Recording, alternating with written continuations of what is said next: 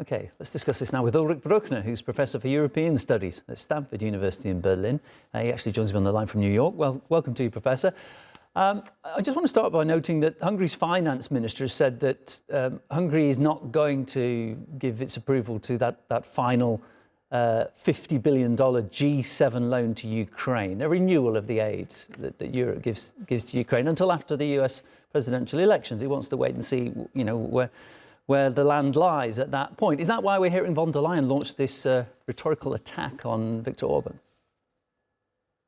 Well, what we see is not an isolated event. It is in a long chain of conflicts between the European Union and the Hungarian government, another point in which Hungary openly positions itself in a different way compared with mainstream European Union politics. Hungary was blackmailing the European Union. It ignored a report from the European Parliament that states a long list of violations of core principles and values of the European Union.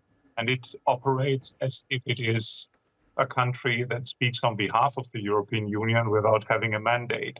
So this is how Viktor Orban used the half-year EU presidency, not as an honest broker, but for its own interests, traveling to China, traveling to Russia, and playing its own game. The bigger picture is that Hungary wants a different European Union.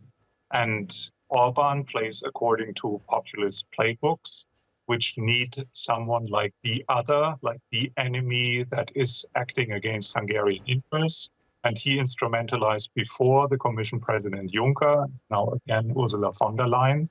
But we also have a new European Parliament, and the general sentiment is that the majority of European Union member states and parliamentarians want Ursula von der Leyen to play hardball with Orban. Viktor Orban wants strong borders for Hungary. He wants to have healthy relationships with China and with Russia. None of that fits in with the EU approach. Do you think there's any question mark about Hungary's membership of the European Union, because it really does feel like it doesn't fit with the other members? Well, I speak very often with citizens in Germany and also in other countries, and there's often this question, is there a chance to get rid of Hungary? Can we kick them out? Which, according to the Lisbon Treaty, is legally speaking an option. It's the flip side of what we have seen with Brexit, when a country declared that they don't see the benefit of being a member and therefore they left. On the other hand, the European Union can freeze membership rights if a country openly violates the core principles and values what the European Union stands for. And not few people believe that this is exactly what we currently see with Hungary. So on the one hand, it would be possible, but it's also referred to as the nuclear option, which means that once they are out, all the conditionality instruments to discipline Hungary to get back and play according to the rules of the European Union, they would be gone.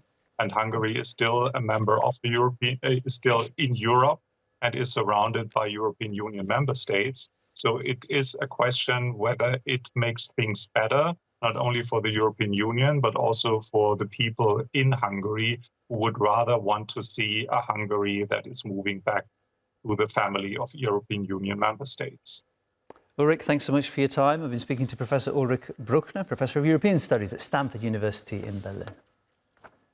Thanks for having me.